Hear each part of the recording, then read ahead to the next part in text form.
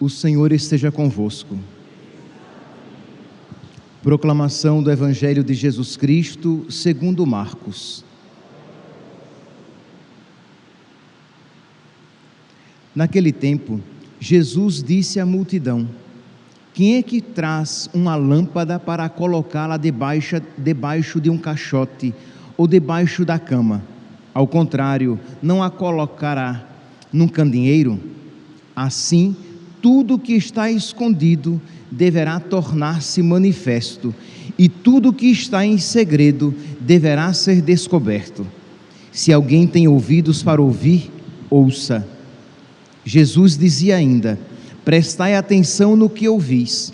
Com a mesma medida com que medirdes, também vós sereis medidos, e vos será dado ainda mais.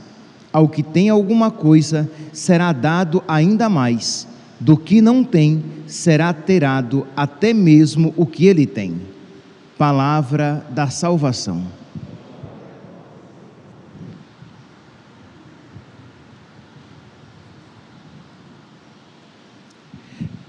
Caríssimos irmãos e irmãs, o Evangelho de hoje, retirado de São Marcos, capítulo 4, ele traz duas pequenas parábolas.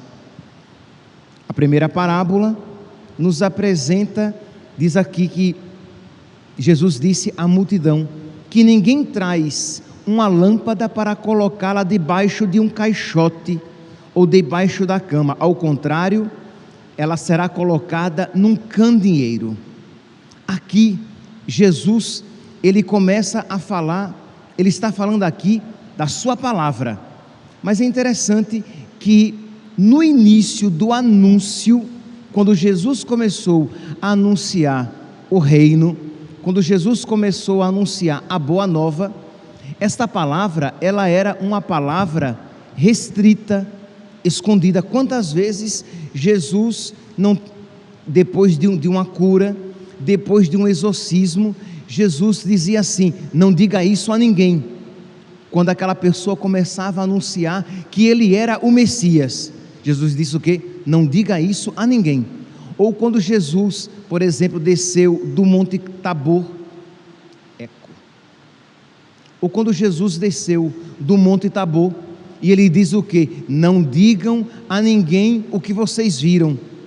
Ou, por exemplo, quando Jesus enviou os apóstolos, e ele diz aqui: vocês vão às ovelhas da casa de Israel, porque no início a missão de Jesus era uma missão mais restrita, mas depois que Jesus ressuscita, ele dirá o quê? Ide por todo o mundo, pregai o evangelho a toda criatura. Então a sua missão agora é para todos.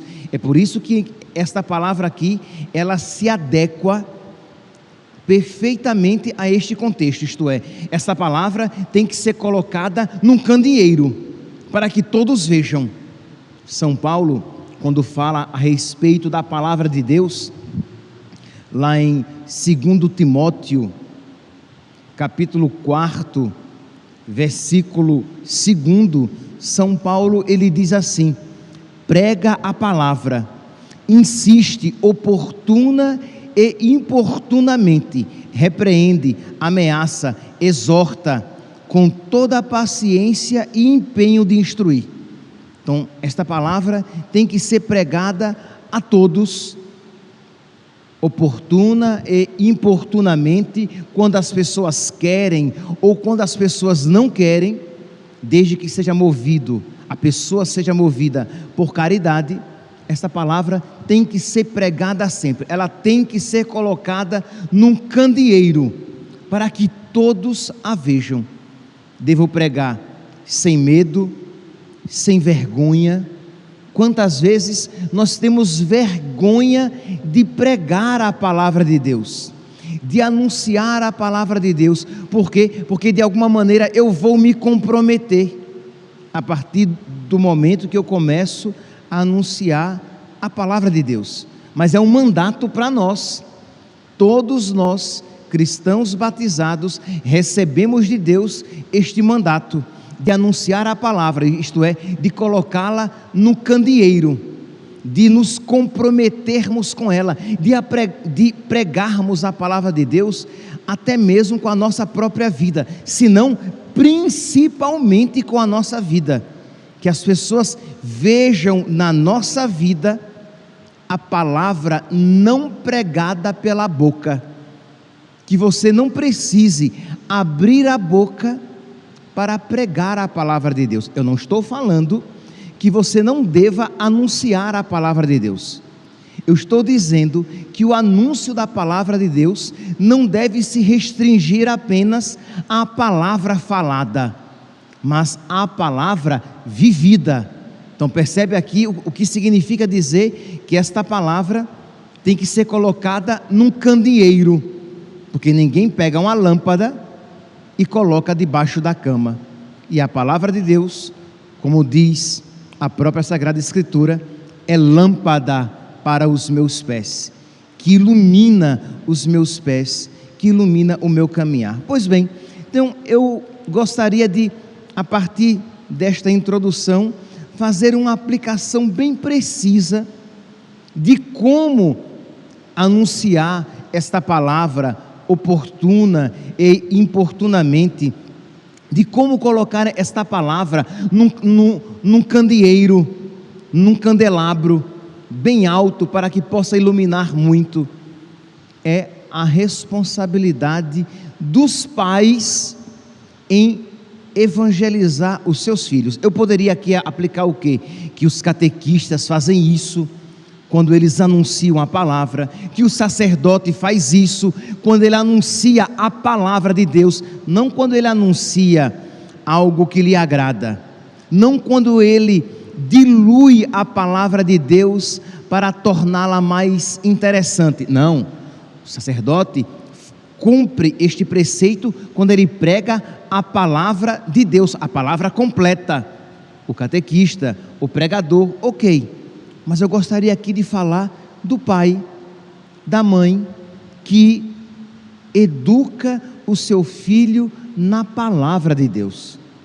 Meus santos, aqui quem tem filho, e aqueles que acompanham pelas redes sociais, que tem filho com 5, 6, 7, 8, 9, 10, 11, 12, 13, 14, 15, eu pergunto, você que é pai e que tem filhos nessa idade, você tem pregado a palavra de Deus para os seus filhos? Por exemplo, quem já fez essa pergunta para o seu filho?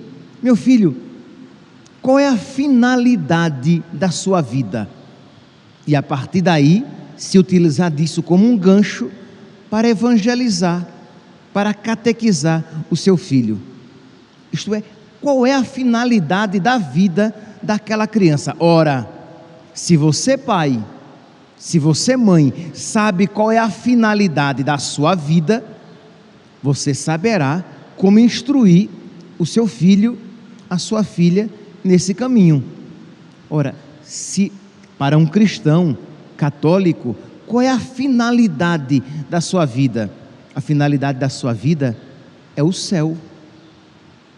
Meus irmãos, nós precisamos crer nisso para que possamos anunciar esta verdade para todos, sim, mas primeiramente para aqueles que nos são confiados. Mas nós educamos, muitos educam os seus filhos para que eles tenham um bom emprego, uma boa profissão, um bom casamento. Todas essas coisas são boas, mas elas não são a finalidade da nossa vida. Por exemplo, a finalidade da minha vida não é ser padre, porque eu posso ser um padre desgraçado.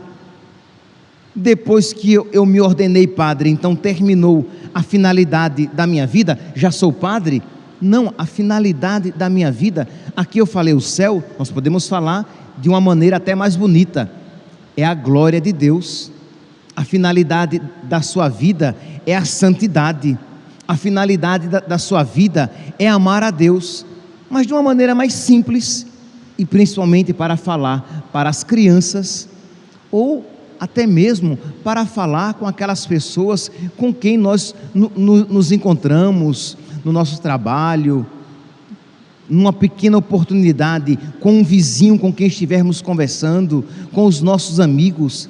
A finalidade da nossa vida é o céu. Ora, se um pai, uma mãe ali conversando com o seu filho, dizendo: meu filho, você nasceu para ser de Deus, você nasceu para preparar nesta vida o seu caminho para o céu, porque de que adianta, meu filho, você ter 80 anos, 90 anos, 100 anos, misericórdia, estou sendo otimista demais, né? 100 anos de felicidade. Primeiro que a gente não vive nem 100 anos, né? Na maioria das vezes. Segundo, 100 anos de felicidade, eu acho que só que nem título de filme.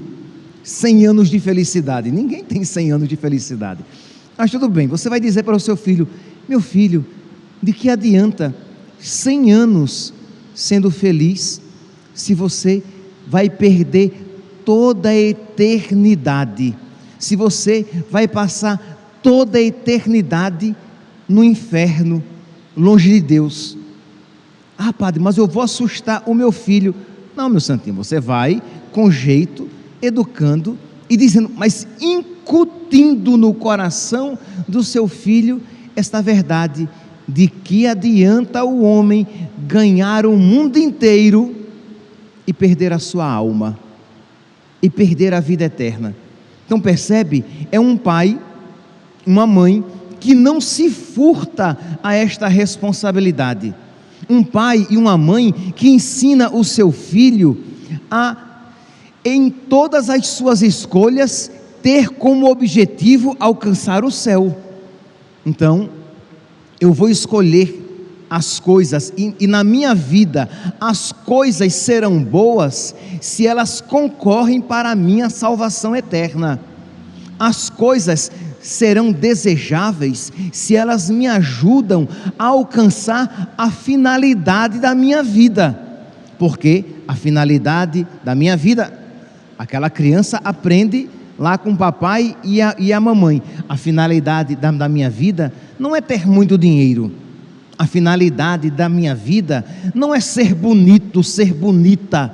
A finalidade da minha vida não é ter muitos prazeres. A finalidade da minha vida é ir para o céu. Ora, quando você isso ensina ao seu filho, quando você tem isso muito firme, muito claramente na sua mente, no seu coração, é muito mais simples. Por exemplo, quando você vai conversar com um rapaz, uma moça, um adolescente, a respeito da pecaminosidade das práticas homossexuais. Sim, porque é importante que os pais, porque pelo amor de Deus, vocês não vão confiar isso à escola não, né? Vocês não vão confiar esta conversa às escolas, para as quais tudo é permitido, tudo é bom e tudo é lícito. Isto, você que é pai, você que é mãe, precisa educar o seu filho, para que ele aprenda a pensar e a julgar todas as coisas a partir da luz do Evangelho, a partir da luz da palavra de Deus. Então você, pai e mãe, que não se furta a esta responsabilidade, você, pai e mãe, que prega oportuna e importunamente, que repreende, ameaça, exorta com toda a paciência e empenho de instruir. Você que quer que o seu filho alcance a finalidade para a qual ele foi criado, que ele alcance o céu. Então você vai instruir o seu filho e dizer a ele, ensinar que ele não é dono absoluto do próprio corpo, e de que ele não pode fazer o que ele quiser da própria vida dele, porque senão ele não alcançará a finalidade da sua vida, ele não atingirá aquela meta para a qual ele foi criado, o céu. Como vai ser mais fácil de você conversar com o seu filho, a sua filha, quando ele, e isso se tornará cada vez mais comum, infelizmente, quando o seu filho vier, quando a sua filha vier e comentar que na escola tem um menino, mas que se comporta como menina, que se veste como menina e que quer ser chamado como menina, e que tem uma menina que se comporta como menino, tem um rapaz que se comporta como moça, que quer se chamar como tal e se veste como uma moça. E você vai ensinar o seu filho e a sua filha porque a ideologia de gênero é má, porque a ideologia de gênero é errada, porque se Deus fez você homem, se Deus fez você menino, você precisa se adequar àquilo para o qual Deus chamou você. Porque o que é que, e eu espero, meus santos, os pais que acompanham pelas redes sociais, os pais aqui presentes, eu espero que vocês saibam muito bem do que se trata a ideologia de gênero, porque os seus filhos estão sendo turbinados com essas ideias, e eu espero então que você esteja se atualizando e estudando. Ideologia de gênero é um ensinamento que está sendo difundido cada vez mais, que afirma que a estrutura física, biológica da pessoa não identifica necessariamente o que ela quer ser. Então Deus fez aquele menino, ele tem corpo de menino, ele biologicamente, os seus cromossomos são de menino, mas ele pode ser o que ele quiser. Sim, eu vou chocar vocês, mas é isso o que se diz. Ele pode ser homem, ele pode ser mulher, ele pode ter um gênero indefinido, ele pode ser cachorro ou cadela. Sim, porque existe no mundo pessoas que querem se identificar como animais e querem ser tratados como animais. Ora, se você ensina ao seu filho esta obediência à palavra de Deus e esta feliz submissão aos desígnios de Deus, você vai dizer ao seu filho: meu filho, embora o mundo diga isso, é mentira. Nós não podemos ser tudo o que quisermos. É loucura, é sandice, é demência querer dizer que nós podemos ser o que quisermos, porque por mais que socialmente aquela menina seja tratada como menino, ela será sempre uma menina. Por mais que socialmente aquela menina queira ser tratada como cadela e se comporte como tal, horrível até de se dizer, né? Mas ela é um ser humano, ela é uma mulher, ela não é uma cadela. Então nós não podemos ser Deus da nossa própria vida e dizer: eu sou o que eu quiser ser, porque eu sou apenas uma criatura e eu preciso me adequar, eu preciso aceitar muitas limitações. Por mais que eu queira, que eu não posso voar. Mas eu quero ser um pássaro. Eu quero ter 1,90 m. Eu quero ter a força de um lutador. Eu quero com 45 anos ter a jovialidade de um jovem de 20. Louco, só os loucos tentam ter o que não podem. Só os loucos querem ser o que não são. Existe um limite e nós precisamos. Mas se você ensina e evangeliza o seu filho e a sua filha, e você ensina: olhe, você precisa acolher com alegria aquilo que Deus lhe fez, e precisa procurar pouco a pouco se adequar à vontade de Deus na sua vida, porque nós não podemos ser revoltados contra a vontade de Deus. se Deus o fez homem ou se Deus o fez mulher. Então, meus santos, vocês percebem o quanto é importante isso aqui, de pegar a palavra de Deus e colocar num candelabro, num candeeiro nas nossas casas, para que a palavra de Deus ilumine os nossos atos, os nossos conselhos, a formação que nós damos aos nossos filhos, para que todos na sua casa sejam regidos e guiados pela palavra de Deus.